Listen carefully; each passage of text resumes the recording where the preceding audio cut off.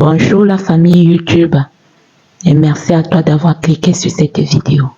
Si tu es nouveau ou nouvelle, bienvenue une fois de plus.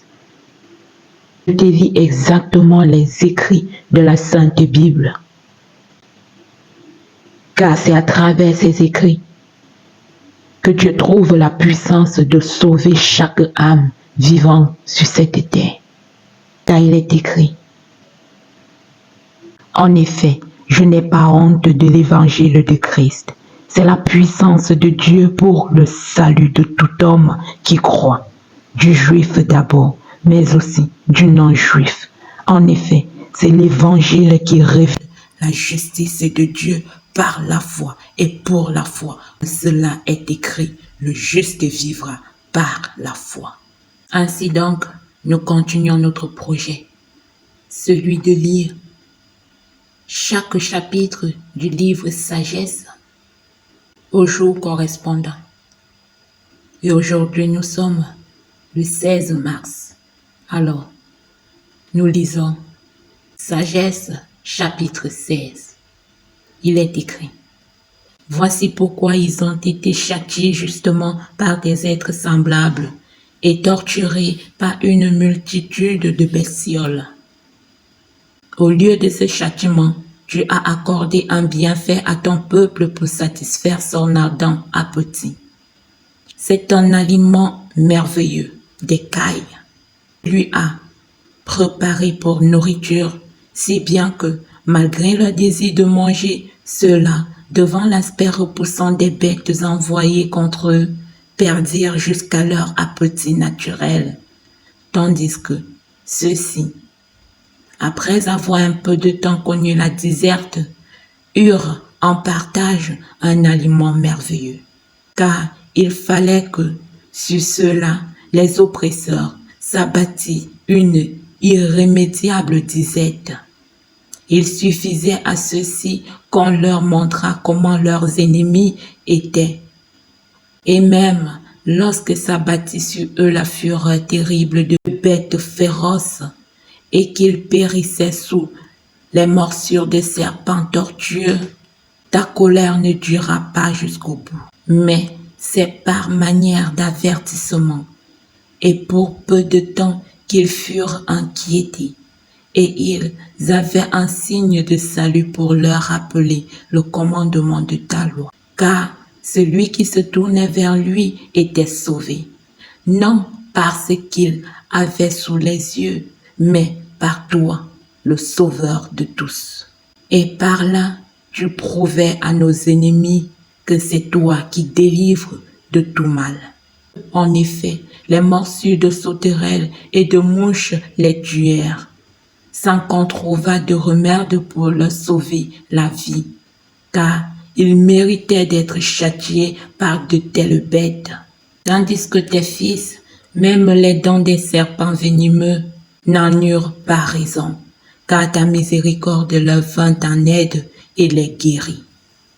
Ainsi, tes oracles leur étaient rappelés par des coups d'aiguillon, bien vite guéris, de peur que, tombés dans un profond oubli, ils ne furent exclus de ta bienfaisance.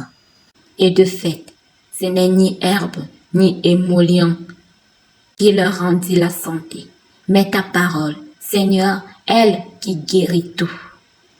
Oui, c'est toi qui as pouvoir sur la vie et sur la mort, qui fait descendre aux portes de l'Hadès et en fait remonter. L'homme, dans sa malice, peut bien tuer, mais il ne ramène pas le souffle une fois parti, et ne libère pas l'âme que l'Hadès a reçue. Il est impossible d'échapper à ta main. Les impies qui refusaient de te connaître furent fustigés par la force de ton bras. Pluie insolite, grêle, averse inexorable les assaillirent, et le feu les consuma. Car voici le plus étrange. Dans l'eau, qui éteint tout, le feu n'avait que plus d'ardeur. L'univers en effet combat pour les justes. Tantôt en fait la flamme s'apaisait, de peur de brûler complètement les animaux envoyés contre les impies, et pour leur faire comprendre à cette vue qu'ils étaient poursuivis par un jugement de Dieu. Tantôt, au sein même de l'eau, elle brûlait avec plus de force que le feu, pour détruire les produits d'une terre inique. Au contraire, c'est une nourriture d'ange que tu as donnée à ton peuple. Et c'est un pain tout préparé que, du ciel, tu leur as fourni inlassablement. Un pain capable de procurer toutes les délices et de satisfaire tous les goûts. Et la substance que tu donnais manifestait ta douceur envers tes enfants. Et, s'accommodant au goût de celui qui la prenait, elle se changeait en ce que chacun voulait. Neige et glace supportaient le feu sans fondre. On saurait ainsi que c'était pour détruire les récoltes des ennemis. Que le feu brûlait au milieu de la grêle et flamboyait sous la pluie. Tandis qu'au contraire, pour respecter la nourriture des justes, il oublie jusqu'à sa propre vertu. Tandis qu'au contraire, pour respecter la nourriture des justes, il l'oubliait jusqu'à sa propre vertu. Car la création qui est à ton service, à toi son Créateur, s'étend à fond pour le châtiment des injustes et se détend pour faire du bien à ceux qui se confient en toi. C'est pourquoi, alors aussi, en se changeant en tout, elle se mettait au service de ta libéralité, nourricière universelle, selon le désir de ceux qui étaient dans le besoin.